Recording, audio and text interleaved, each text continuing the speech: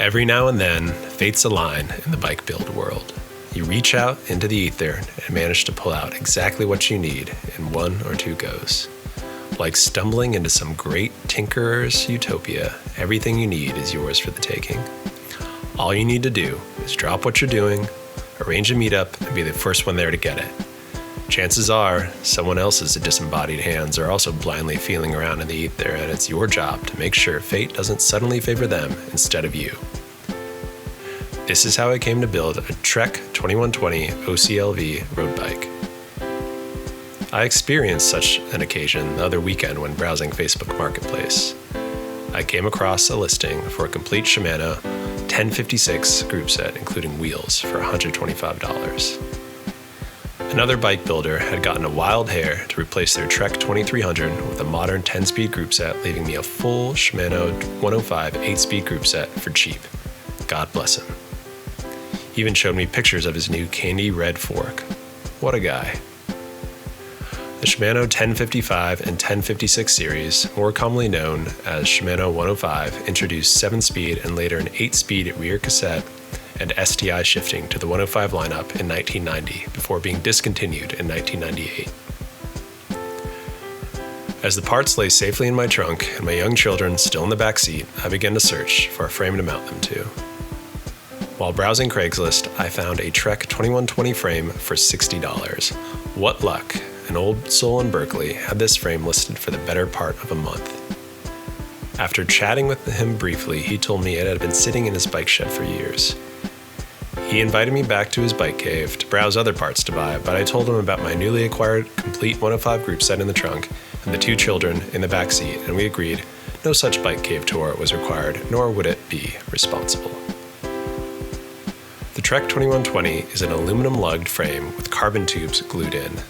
This was a radical idea in the 90s and was the beginning of carbon bike design.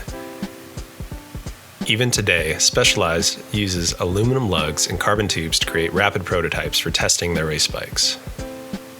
While the frame and fork had some wear, the carbon tubes looked good and were still solidly glued into the lugs. I handed the man his money and introduced the Trek 2120 frame to the Shimano 1050 group set in the dark confines of my trunk. While the bulk of the bike was all there, a few parts were still missing, and these bits I preferred to buy new. All of the touch points and high wear items like tires, chain, saddle, bar tape, and cables aren't things you should be buying used. As for the seat post, I could have sourced a used one, but it was easier to have it shipped to me, and cost savings was negligible. The tires are Continental Ultra Sport III's. I paid $50.20 for both. I went with white Marque Pro white bar tape for $12.99 and Shimano cables for $12.37. I purchased a white Retrospec saddle for $17.64 and a Kalloy Uno seat post for $16.26. I figured a KMC 8-speed chain for $11.68 was an economical choice as well. All in, this bike has cost me $306.14. That's pretty good value for a road bike, and while not the most modern, it is very high quality compared to cheaper made components that are included with any bike under $1,000. Not to mention a better build spec for anything you would find for $300. Oh, and did I mention this bike weighs 20 pounds? I think it is safe to say this bike build is what we all dream of. Parts easily acquired, very little expenditure of money and resources, pieces of bike history reunited and put back on the road, quickly and tastefully. I ended up riding this bike for a month around Oakland and San Francisco, and while it was a blast to ride on the flats, the hills proved too tough. With the large front sprockets and small range 8-speed cassette, I just didn't quite have the legs to get around.